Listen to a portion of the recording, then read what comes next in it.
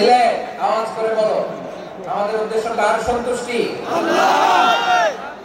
মঞ্চ থেকে আমাদের জন্য রেখেছেন, আমাদের থেকে উপর আমল করতে আল্লাহ তৌফিক দান করুন। প্রিয় ভাইরা, বড় গ্যাদারিং, অনেক বড় শোডাউন, জনপ্রিয়তা, এগুলো আমাদের উদ্দেশ্য। আমাদের উদ্দেশ্য হচ্ছে আল্লাহ। সিলেট আওয়াজ করে বলো, আমাদের উদ্দেশ্য কার সন্তুষ্টি? আল্লাহ। ওইটা যদি পাই যথেষ্ট। আসলে আমরা আমাদের নিয়তকে খালিস করে নিই। আমরা যা শুনবো আমলের নিয়তে শুনবো, নিজের জীবনকে পরিবর্তনের জন্য শুনবো, ঠিক কিনা বলেন?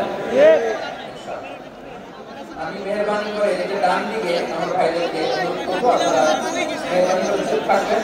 অনেক এলইডি আছে, এলইডি। হ্যাঁ, দেখেছি।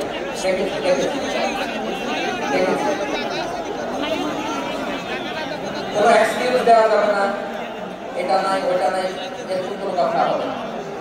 এলইডি নাম্বার প্রিয় ভাইরা, সূরাতুল আহজাবের 45-46 নম্বর আয়াত তেলাওয়াত করছি, যেখানে আল্লাহ তাআলা বিশ্বনবীর 5টি বৈশিষ্ট্য কথা বলেছেন। কয়টি?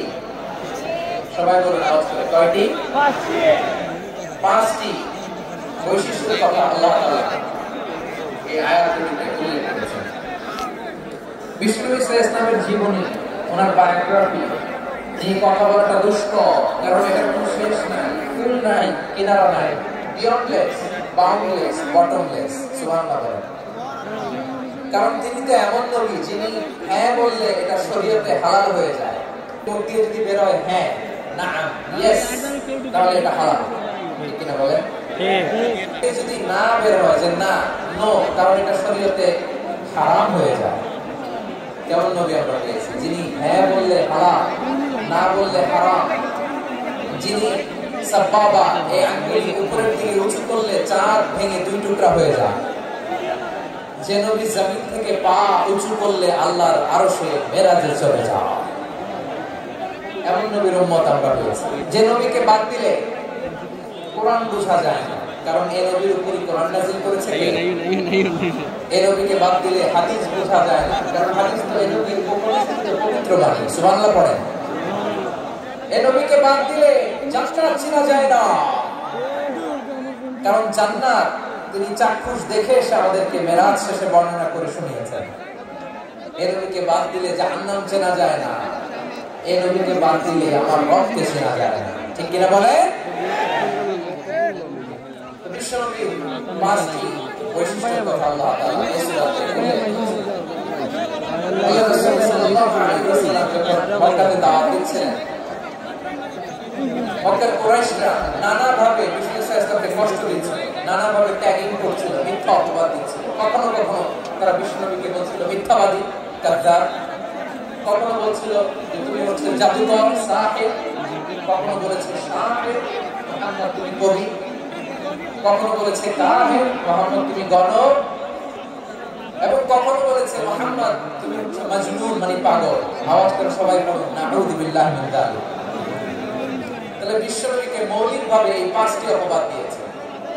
আমার কলেজের টুকরা সিলেটের ভাইরা, বিশ্বনবীর ব্যাপারে মিথ্যা অপবাদ মৌলিকভাবে দিয়েছে কয়টি? 5টি। বলেছে তুমি মিথ্যাবাদী, বলেছে তুমি গণক, তুমি কবি, তুমি পাগল, তুমি জাদুকর। বিশ্বনবীকে যে 5টি অপবাদ দেয়া হলো, আল্লাহ তাআলা এটা সহ্য করেননি। এই 5টি অপবাদের বিপরীতে আল্লাহ তাআলা বিশ্বনবীর 5টি চমৎকার বৈশিষ্ট্য উল্লেখ করে সূরাতুল আহজাবের 2টি আয়াত নাযিল করেছেন। আওয়াজ করে পড়ুন আল্লাহু আকবার। আল্লাহু আকবার।